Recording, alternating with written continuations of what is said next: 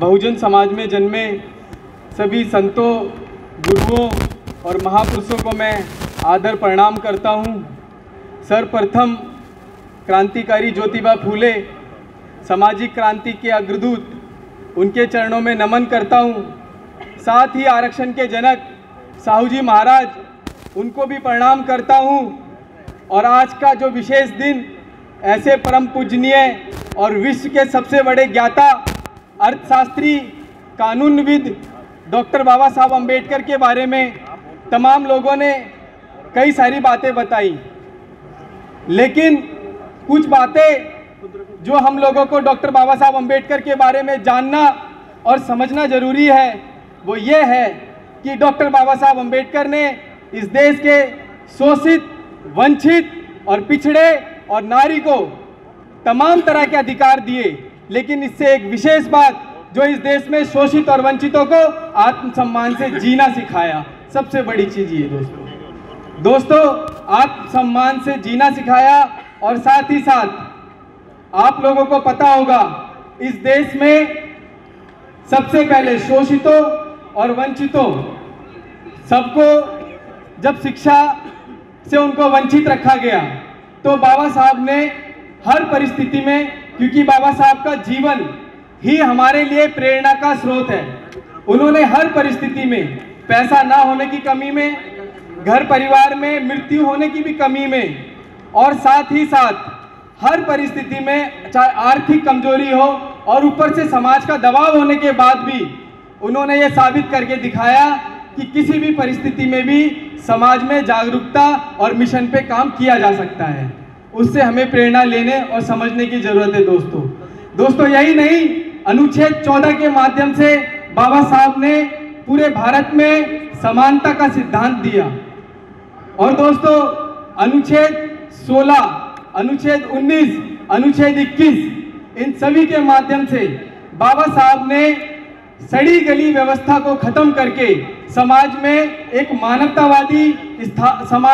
मानवतावादी व्यवस्था को स्थापित किया, जहां पर हर व्यक्ति, चाहे वो किसी भी जाति का हो, धर्म का हो, रंग का हो या किसी भी और, चाहे गरीब हो या पिछड़ा हो, सबके लिए समान अधिकार, समान कानून की व्यवस्था की।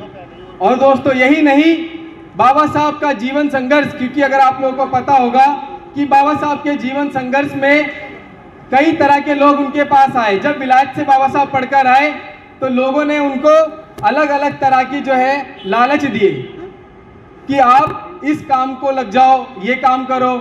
बाबा साहब ने वो ठुकराया। यही नहीं, लोगों ने उनको आर्थिक यानी अनुदान देने की कोशिश की और उनको खरीदने का प्रयास किया, लेकिन उनका उद्देश्य, उनका जीवन संघर्ष और उनका जो एम था वो बहुत क्लियर था, और उसी एम पर, उसी उद्देश्य को लेकर उन्होंने अपना पूरा जीवन जिया। और दोस्तों मैं एक ट्वीट के माध्यम से आपको बताना चाहूँगा कि बाबा साहब ने किस तरीके से हमारे लिए क्या संदेश दिया है। दोस्तों सर्वप्रथम बाबा साहब का ये संदेश हम तक पहुँचे। सबसे पहले बाबा साहब ने कहा कि ये भाषण बाबा साहब ने 9 मार्च 1924 में मुंबई में दिया। इस भाषण में बाबा साहब ने कहा, मैं हमारे समाज की प्रगति के लिए ईमानदारी और जुटकर काम करने वाला हूँ। उसके लिए मैंने इतनी पढ़ाई की है। मैं अपनी ज्ञान शक्ति का उपयोग केवल अपने परिवार और जाति के लिए करने वाला नहीं हूँ, बल्कि मैं सारे शोषित, वंचित समाज के लिए उसका उपयोग करने वाला हूँ। और जो उनकी मंशा डॉक्टर बाबा साहब अम्बेडकर ने संविधान में फंडामेंटल राइट और राज्य के नीति निर्देशक सिद्धांतों के माध्यम से हम तक पहुंचाई। और दोस्तों यही नहीं, बाबा साहब ने जब अनुच्छेद 17 में इस बात को कहा कि अस्पृश्यता का अंत होगा, तो उन्होंने अपने भाषण में 9 मार्च 1924 में इस भाषण में कहा, अस्पृश्यता की समस्या एक विशाल हिमालय है। दोस्तों सिर्फ संविधान ऐसा नहीं था कि इतनी आसानी से लिखा गया या उसमें लिखे अनुच्छेद इतनी आसानी से लिखे गए। उसके पीछे बाबा साहब का संघर्ष, जो ये भाषण था, उसमें बताते हैं कि अस्पृश्यता की समस्या विशाल हिमालय है। इस हिमालय से टकराकर मैं अपना सिर फोड़ने लेने वाला हूँ।